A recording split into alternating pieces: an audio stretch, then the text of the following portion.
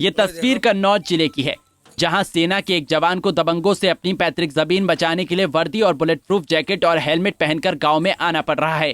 दरअसल जवान ने ऐसा इसलिए किया क्योंकि दबंगों ने उसे जान से मार देने की धमकी दी है। सेना का ये जवान पुलिस के सामने आरोपियों के खिलाफ कई बार शिकायत कर चुका है, मगर अब तक कोई कार्रवाई नहीं हुई है। नाम है, कौन से पोस्ट पे तैनात है और कहाँ तैनात है?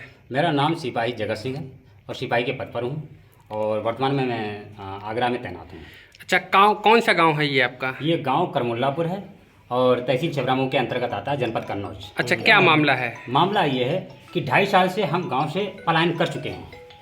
रीजन इसका कारण ये है कि जो हमारी पैतृक घर था, पहले उस पर कब्जा किया गया, जो कि और अंदर पड़ता है। किसने कब्जा किया? इन्होंने, कौन? विद्यालय। फिर हमने इसकी जानकारी अपने अधिकारी जो एसपी साहब थे, जो डीएम साहब से, उनसे गुहार लगाई। ये है 2017 की बात, जब बीजेपी की सरकार बनी ही थी। उस समय जो है काफ़ी शक्ति चल रही थी, तुरंत जो है सरकार आई एक्शन में और उस मकान को हमें वापस दिलाया गया। इसके बाद में इन्होंने क्या किया कि मेरी ही ज़मीन जो रोड के किनारे पड़ती है, खेती उसी पे जाकर के इन्होंने कब्जा करा दिया। कितने बीघा? वो 4.25 बीघा। अच्छा। उसकी कीमत लगभग 1 करोड़ रुपए है इस समय।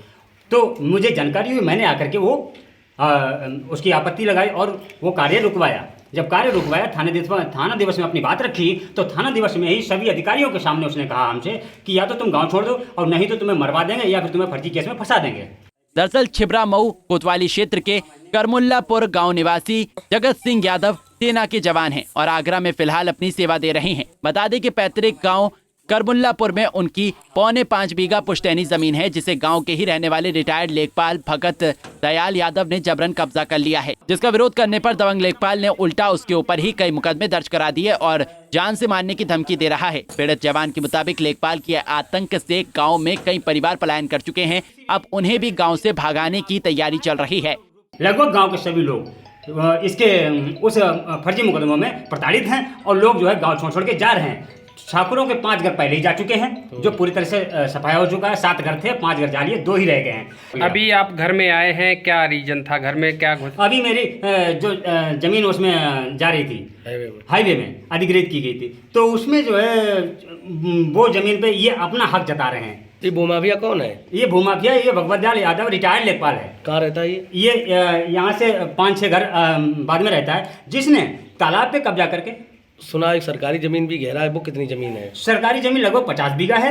एक तालाब इसने कब्जा किया हुआ है और इसके गुंडों ने कब्जा किया हुआ है। पीड़ित फौजी ने बताया कि वो कई बार इस मामले की प्रशासन से शिकायत कर चुके हैं, मगर अभी तक कोई कार्रवाई नहीं हुई है। इसलिए अब जवान ने खुद अपनी लड़ाई लड़ने का फैसला कर लिया है। उन्होंने कहा कि वो मर जाएंगे लेकिन अपनी जमीन कब्जा करने नहीं देंगे। अगर आपको न्याय नहीं मिला तो अगला कदम क्या होगा? अगला कदम ये है कि जब तक हम अंतिम सांस तक, एक सेना का मेरा एक रूल उसूल होता है कि अंतिम सांस तक हम लड़ाई लड़ते हैं। अंतिम सांस तक लड़ाई लड़ेंगे, उसके बाद में जब हमारे पास सारे ऑप्शन खत्म हो जाते हैं और दुश्मन हम पे हावी होता है, तो वो फिर उसमें हमारे अपना एक निजी बहुत बड़ा फैसला होता है। उस फैसले को लेकर के अपने आप को बलिदान कर देता है और सामने दुश्मन को परास्त करने की जो कार्रवाई हो वो करते हुए अपने आप को बलिदान करते हैं। वही मैं भी करूंगा कि मुझे अगर बलिदान होना पड़ा तो मैं बलिदान हो जाऊंगा, लेकिन किसी भी कीमत पर मैं किसी भी तरह से अपने आप को कायरतापूर्ण रूप से मैं अपनी मृत्यु नहीं चाहूंगा।